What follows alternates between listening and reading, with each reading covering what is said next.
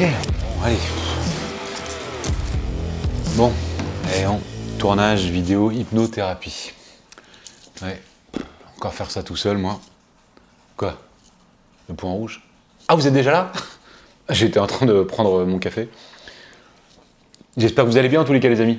Hein, ouais. Moi, honnêtement, ça va plutôt pas mal. Tu sais, on s'est concerté avec Steve il n'y a pas longtemps.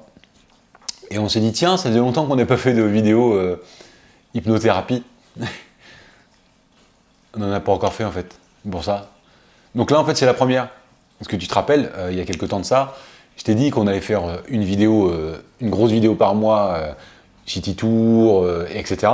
Magie, hypnose, enfin peu importe, on va faire des choses assez dingues dans les rues et avec vous.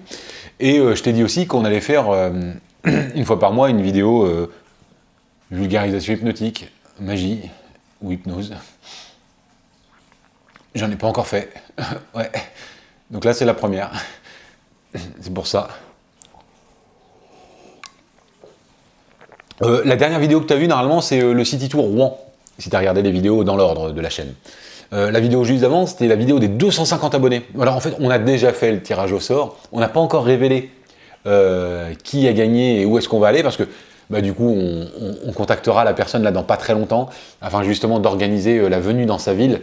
On ne va pas le faire là pendant l'hiver, on va le faire quand il va faire des températures plutôt correctes et avec un soleil un peu sympa dehors. Parce que là, donc, du coup, les tournages extérieurs sont un peu compromis pendant l'hiver. Ça, j'imagine que tu comprends. Mais là, ce qu'on va faire, en fait, c'est clairement des petites vidéos plutôt en intérieur. On a des gros trucs qui sont en train de se préparer. Je vous l'annonce directement. Donc là, aujourd'hui, on va parler d'hypnothérapie, les amis. Et l'hypnothérapie, pour vous en parler, je suis pas venu seul. Bah ouais, j'ai pris mon mini-moi hypnothérapeute, juste là. Yo. Ouais, voilà. Qui va m'aider en fait. Donc, l'hypnose, qu'est-ce que c'est? Eh bien en fait, l'hypnose, c'est un état modifié de la conscience, que vous rencontrez tous entre 6 à 12 fois par jour sans vous en rendre compte. Ouais, je te jure, c'est vrai.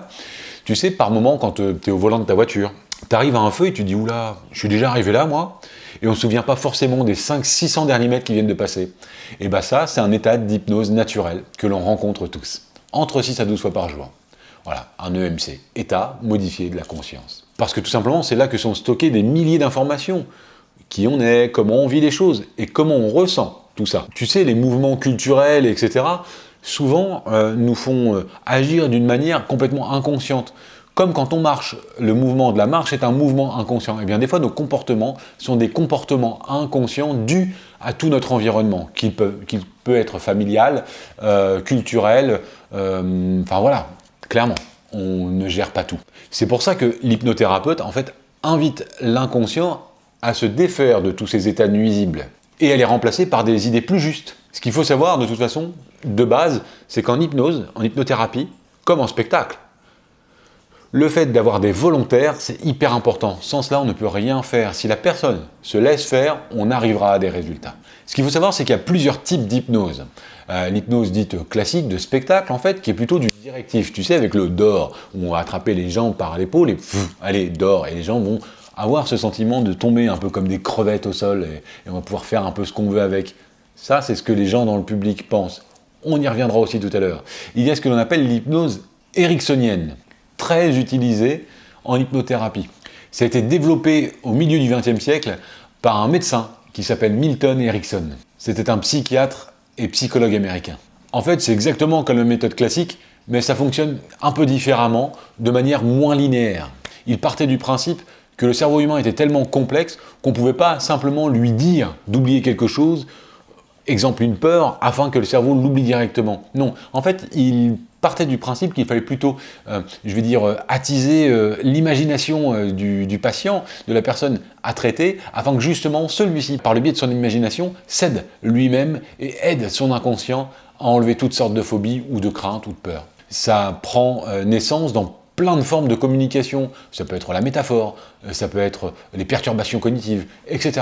Donc du coup, on va rechercher à l'intérieur du cerveau toutes les petites failles qui vont nous permettre justement d'aller bricoler à l'intérieur. Comme je le dis souvent aux gens que je rencontre lors des séances, on met donc le cerveau sur pause afin de pouvoir ouvrir l'inconscient et bricoler à l'intérieur, comme ferait par exemple un garagiste quand il ouvre un moteur afin de pouvoir bricoler tranquillement à l'intérieur. Je sais que c'est vulgarisé un peu grossièrement, mais clairement c'est ça. L'hypnothérapeute en hypnose ericksonienne n'est qu'un guide. On va aider les gens à aller mieux grâce à eux-mêmes. On n'est pas du tout la solution du problème. Puis arrive ce qu'on appelle la nouvelle hypnose. Alors la nouvelle hypnose qui a été découverte en 1979. Ouais, bon pas longtemps après, je naissais. Pas en 79, hein, un peu après. Ouais, juste un peu. Bon, ok. Chut.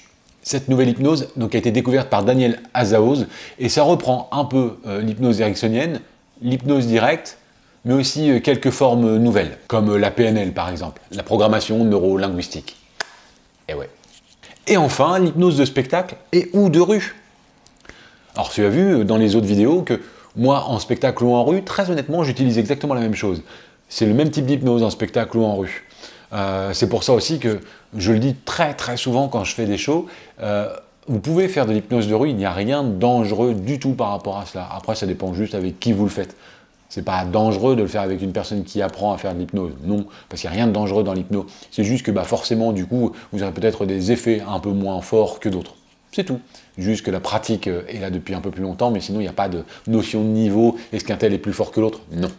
Et donc, bien entendu, ce qu'il faut savoir, c'est que l'hypnose de spectacle ou de rue n'a qu'un but récréatif. Elle n'a pas du tout de but thérapeutique. On ne soigne rien, rien du tout. Peut-être juste votre tristesse et la mélancolie ce jour-là, mais c'est tout. On va parler maintenant des bienfaits et des mécanismes de l'hypnose. Allez, c'est parti. Par exemple, on peut gérer beaucoup de choses grâce à l'hypnothérapie. Par exemple, on peut aider les gens à perdre du poids. On peut les aider à gérer le stress, à arrêter certaines addictions, comme la cigarette par exemple, le sucre, les alcools, les drogues dures ou douces. On peut aussi, grâce à l'hypnose, aider et faciliter les accouchements pendant les grossesses. On peut traiter aussi certaines douleurs, des douleurs réelles ou des douleurs fantômes. Tout cela grâce à l'hypnothérapie. Pourquoi? Parce que tout simplement on va travailler au niveau de l'inconscient. Comment on travaille ça? On voit ça maintenant.